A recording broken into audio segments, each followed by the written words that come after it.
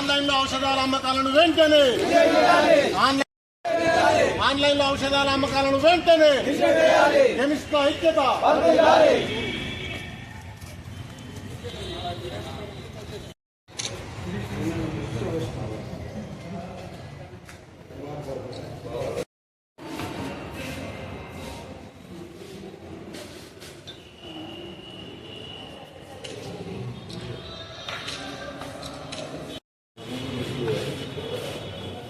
Corporate కంపెనీలకు ఎక్కువ discounts ఉంటుంది. మా కింద ఉంటుందా జిల్లా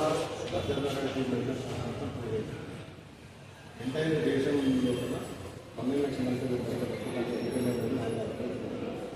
దీన్ని ఆల్రెడీ సెంట్రల్ మినిస్టర్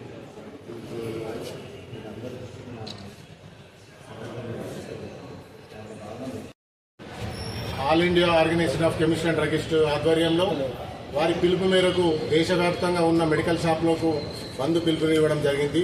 ఈ బంద్ ముఖ్యోద్దేశం, ముఖ్య డిమాండ్లు 3. అందులో ఫస్ట్ది ఆన్లైన్లో ఔషధాల అమ్మకాన్ని నిలిపివేయాలి. ఎందుకంటే కింద ఉన్న మెడికల్ షాపులు చట్టబద్ధంగా ఒక అధికారుల నియంత్రణలో సజావుగా జరుగుతూ ఉంటుంది.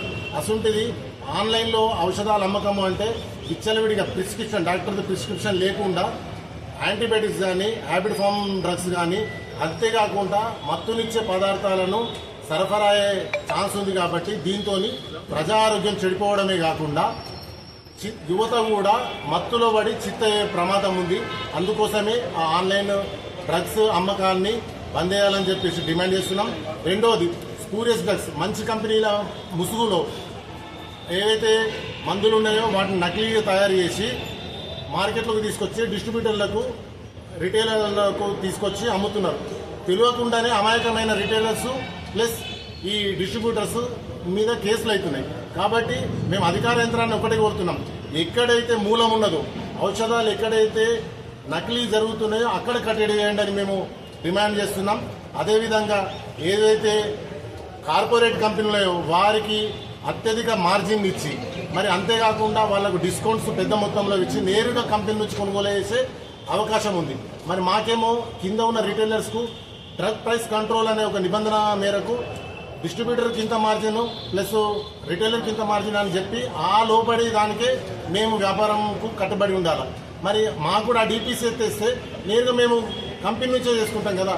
కాబట్టి ఈ 3 డిమాండ్లను కేంద్ర ప్రభుత్వము సమాలోచనలతో ఇచ్చేసి సమస్యను పరిష్కారం చేస్తే కింద ఉన్న, అంటే రాష్ట్రంలో ఆల్మోస్ట్ ఆల్ ఒక 42,000 కుటుంబాలు, దేశం మొత్తంలో ఆల్మోస్ట్ ఆల్ 12,40,000 కుటుంబాలు ప్రత్యక్షంగా పరోక్షంగా 4.5 కోట్ల మంది ఈ మెడికల్ వ్యవస్థ మీద ఆధారపడి ఉన్నారు. కాబట్టి వెంటనే ఈ డిమాండ్లను పరిష్కరిస్తే వీళ్ళందరినీ ఆదుకున్న వాళ్ళు అవుతారు. ముఖ్యంగా మరి పేషెంట్లను మేము ఇబ్బంది పెట్టే కార్యక్రమం కాదు ఇది. ఎవరైతే సీరియస్ పేషెంట్స్ ఉన్నారో వాళ్ళందరికీ ఎమర్జెన్సీ కిట్స్, ఎమర్జెన్సీ అవసరాలు అంటే ఔషధాలు మేము అందుబాటులో ఉంచినాం అటాచ్ కౌంటర్లల్లో. దానికి ఏమి ఇబ్బంది లేదు. కాకపోతే ఈ మా బంధుకు సహకరించిన మెయిన్ కలెక్టర్, అన్ని జిల్లాల కలెక్టర్ గారికి, ఎస్పీ గారికి, ముఖ్యంగా ఐఎంఏ వారికి, పేషెంట్స్కు మేము ధన్యవాదాలు తెలుస్తున్నాం. కాబట్టి ముఖ్యంగా ఈ 3 డిమాండ్లను నెరవేర్చాలని చెప్పేసి నిర్మల్ జిల్లా కెమిస్ట్ అండ్ డ్రగిస్ట్ అసోసియేషన్ నుంచి మేము కోరుతున్నాం.